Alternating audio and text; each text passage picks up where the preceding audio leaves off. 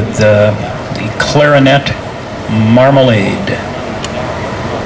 And it's an official Dixie Fest now. Our contingent from South St. Paul are here. They are just arrived.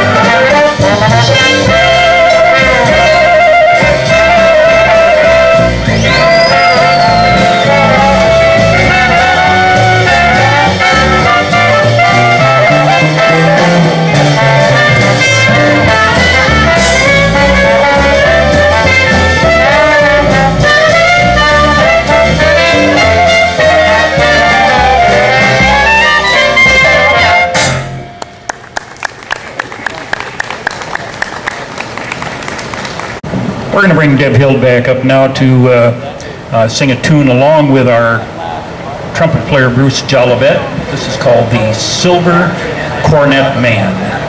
Silver Cornet Man.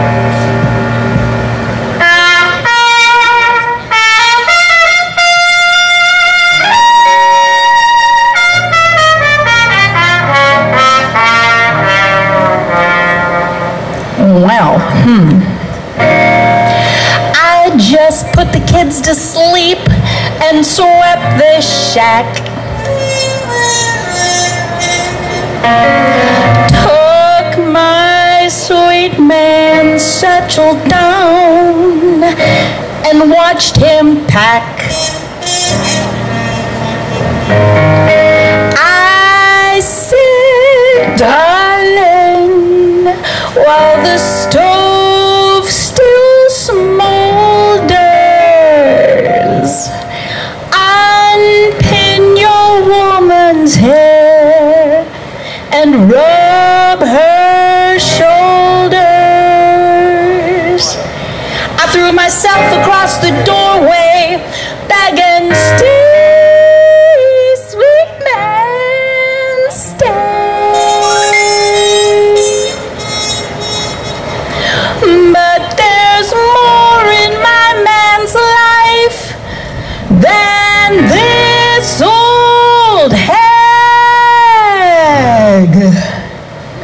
It's Jelly Roll Morton and the shiny cornet and jazz and a rag. The lady ain't been born can take the place of a horn with that cornet man, going with his blowing, traveling cornet man. Just any time they call him, he'll leave his wife and kitty sitting with their tongues out to play for peanuts in a dive and blow his lungs out. He'll have to choo-choo on a moment's notice to play some dates with Willie Bates or Red Time Otis. The lady ain't seen life, won't give a horn a fair fight with that cornet man. Rootin', shootin', never tootin', Dapper Dan, who carries a satchel of powder blue Norfolk suit, a silver-plated wah-wah mute. Oh, there's whiskey, gambling, each one is a curse, but I dance, I dabble, that's worse. Yeah, that horn is my thorn, my traveling cornet man.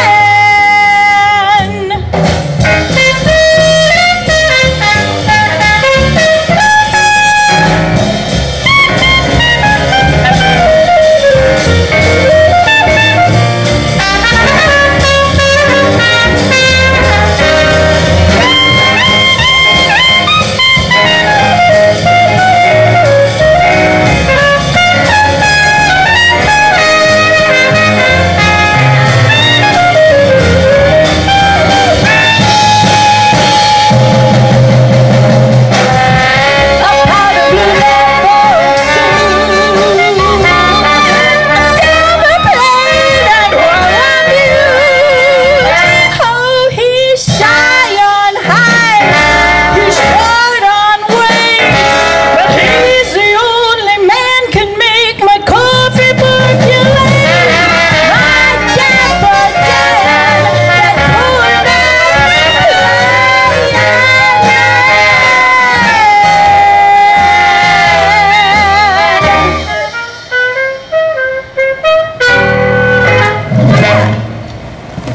Why don't you come on back? We're going to do one more tune in this set, and then we'll be off the stage.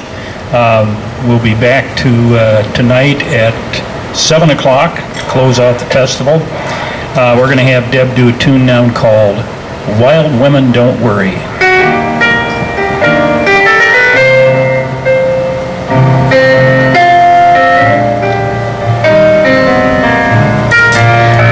These peaceful women talk about their monkey man, their no good husbands and their low down friends. These women sit around all night and moan, wondering why their wandering papas don't come home. But wild women don't worry, wild women don't have no blues. Now if you get a man, he'll never be on the square, 'cause if you do, he'll have a woman everywhere. I never was known to keep no one man right. I keep some looking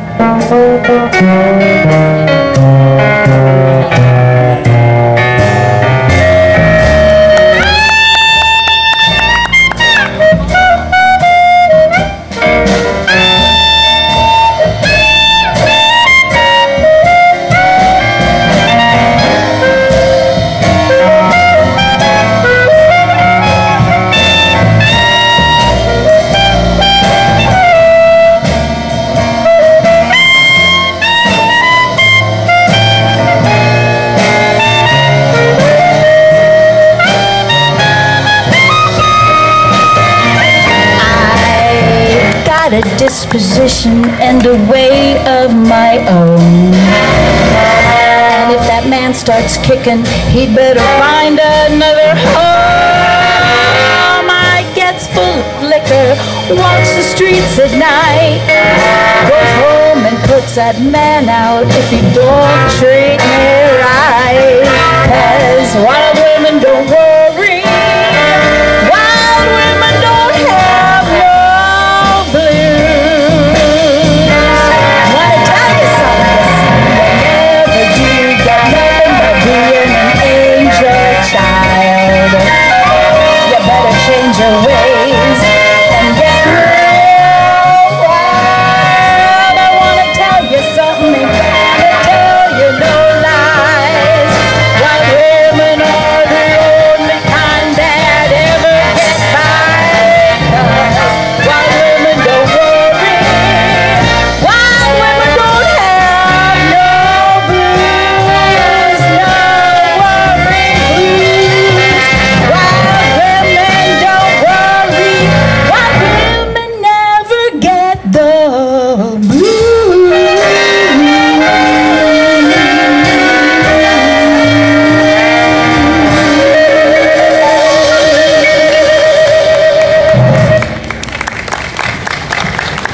Thank you, ladies and gentlemen. Yep.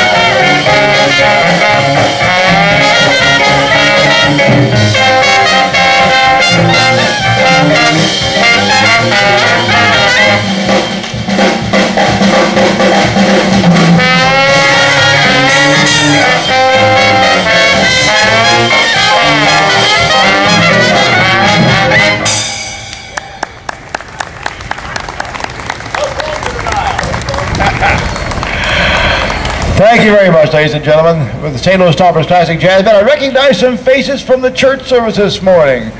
See, there's more of you than just the subdued sacred side. That's good to know as you're out in the world converting the sinners. And that first tune was one composed by Hoagie Carmichael. And he was a great fan of Bix Beiderbecke.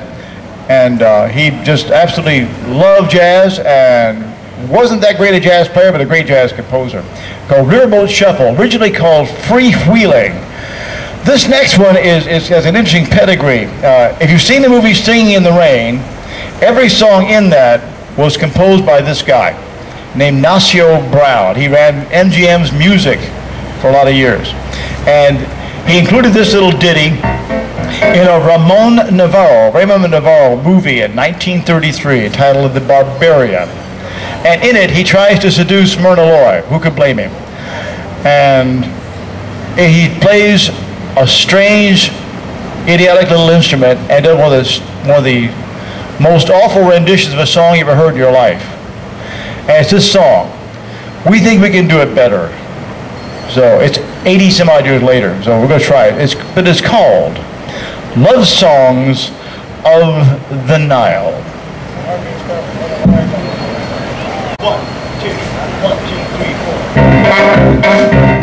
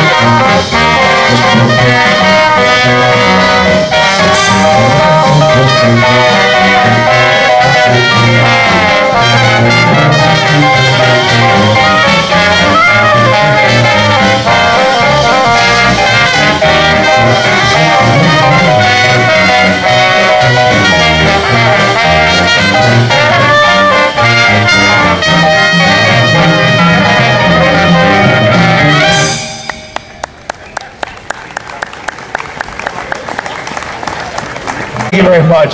That's a lot of fun to do.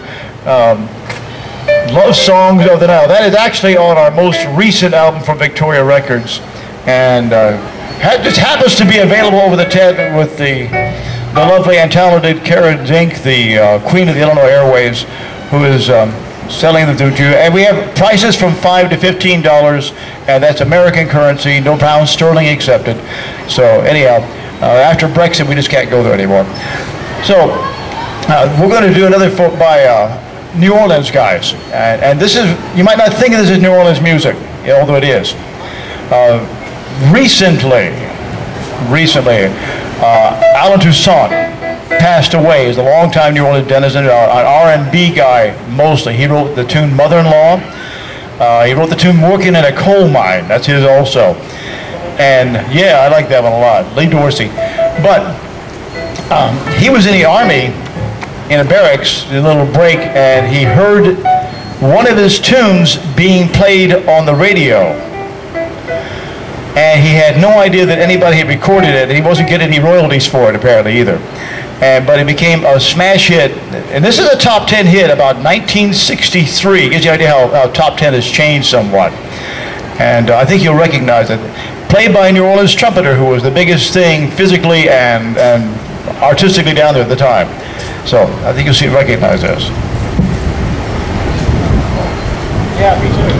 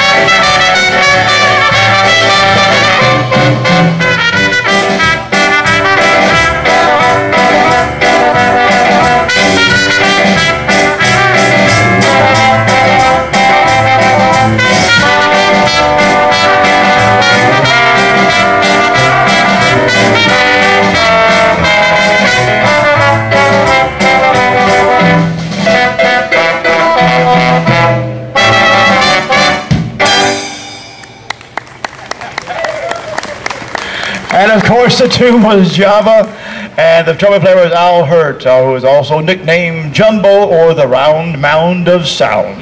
Yeah, easy for me to say, right. I had a, well, actually, I know other trumpet players who borrowed that one from him, and of course, I don't, the qualifications are not hard to acquire. Anyway, I had a request for this next tune, and it came from my piano player. He's feeling especially patriotic, and he wants to do a feature for you here now. And I found it's good to indulge you from time to time in ways that don't cost me money or my reputation.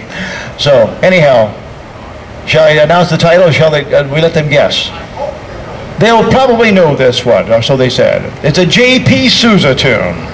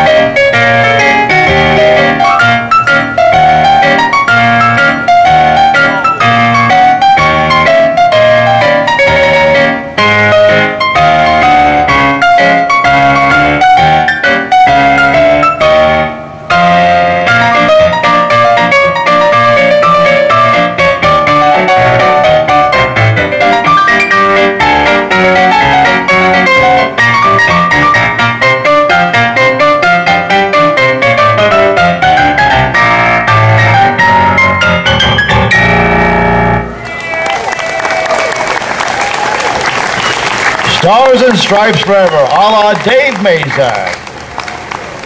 Of solo piano CDs over there, one of which even has his face with red, white, and blue, a flag on it. And trust me, it looks better that way. We'll do a General Morton piece for it. Before we do that, I want to give a shout out to Jazz Man Joe here. You'll see this gentleman who's been around, I don't know, before I got to the jazz circuit in any big way. Always doing videos of these things. And this guy is a real jazz fanatic and posts a lot of videos of these bands. So the good news is you can get this kind of music on the internet, partly because of Joe and guys like him. The bad news is unedited, and our mistakes are there forever. So anyhow, but you can do a little work on that, tweak some of those things, Joe. And anyhow, Jazzman Joe 100 on the internet. He also has with him his granddaughter Anna, who is an aspiring trumpet player. We had a nice long chat. There she is, not shy at all. I like that.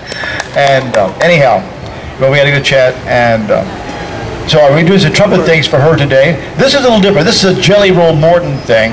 And he was a jazz genius. If you didn't believe it, all you do is ask him, and he would tell you. He once found Louis Armstrong's future wife Lil playing piano, demonstrating music in a store. He swaggered in with a 10-gallon hat on, threw it to his side, says, "Move over, girl, let a man show you how to play." So, not particularly PC. He also had a fear of voodoo.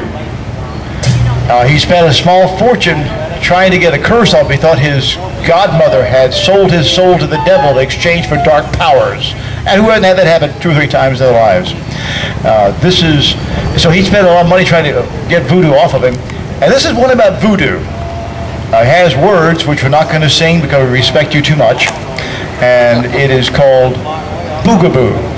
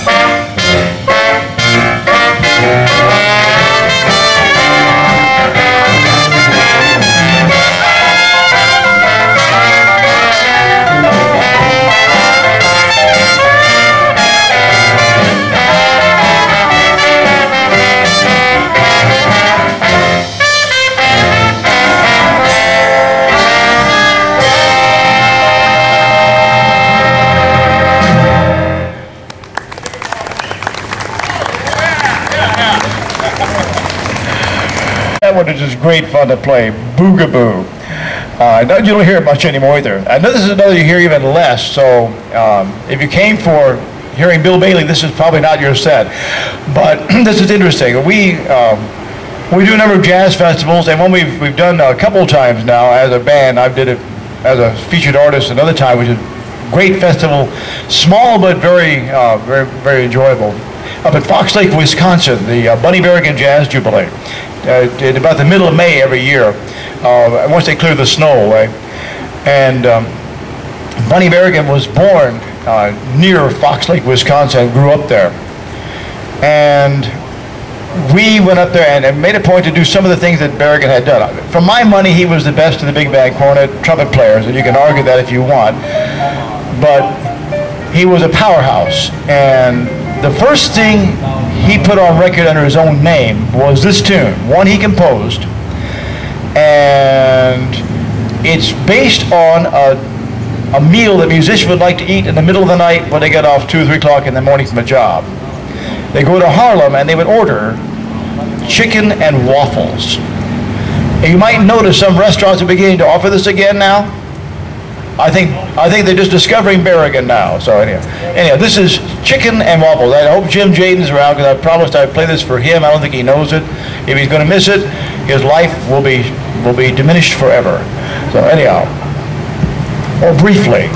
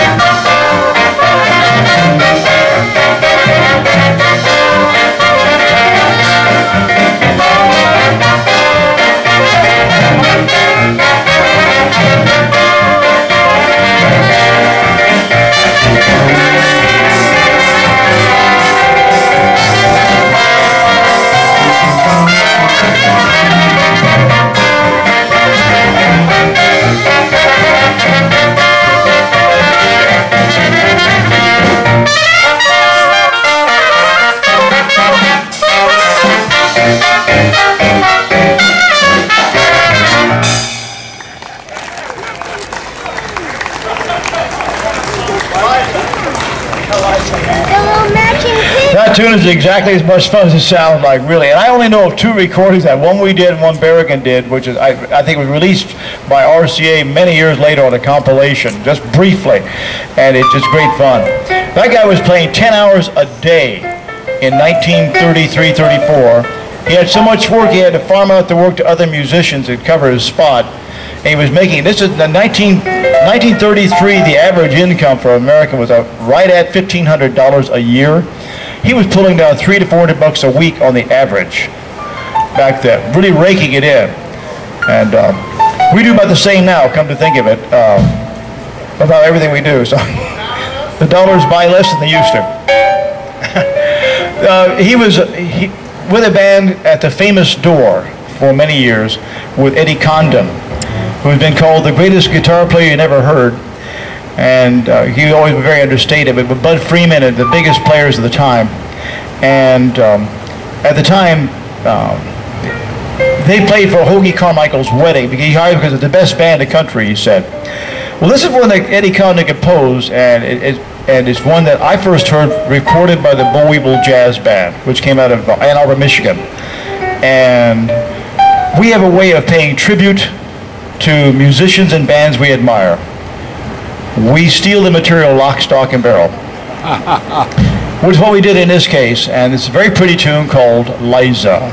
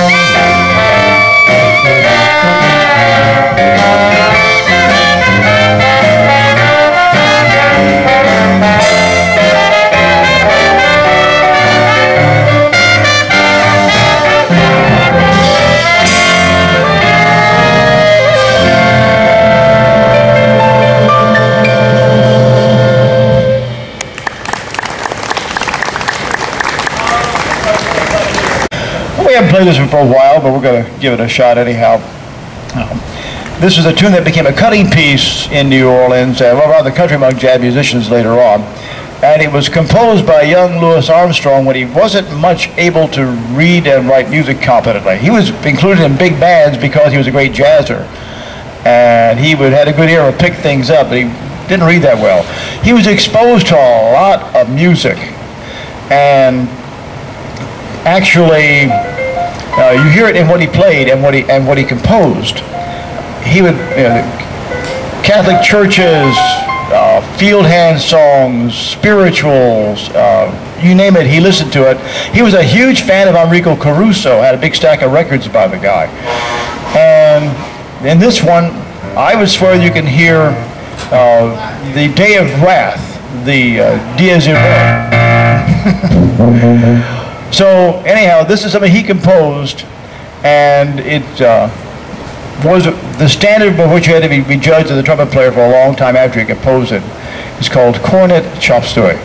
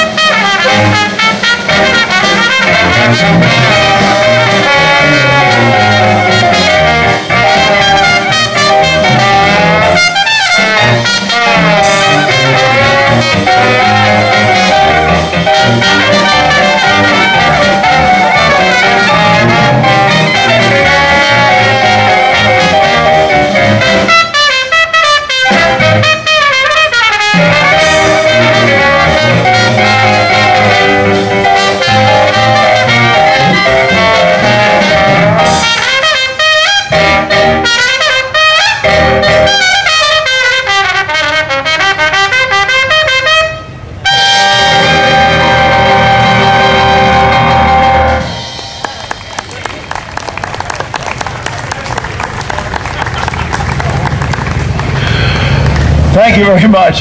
Did you hear the Gregorian chant in that one? Probably not.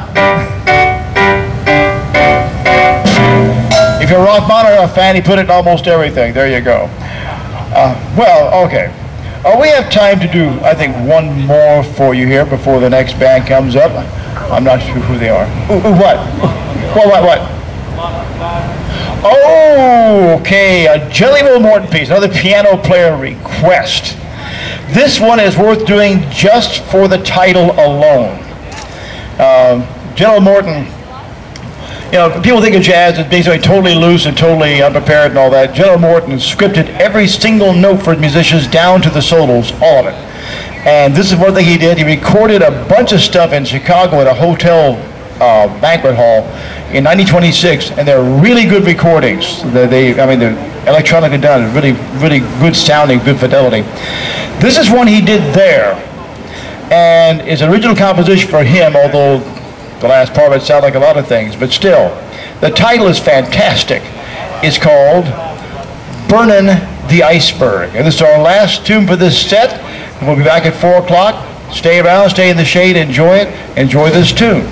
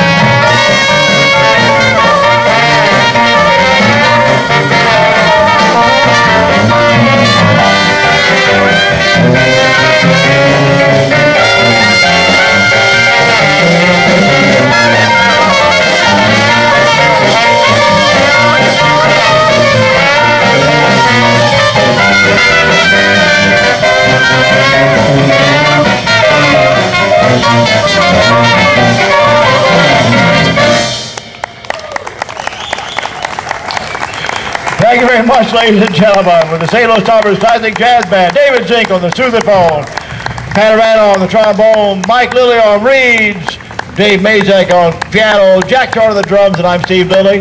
What a glorious day. Thanks for joining us.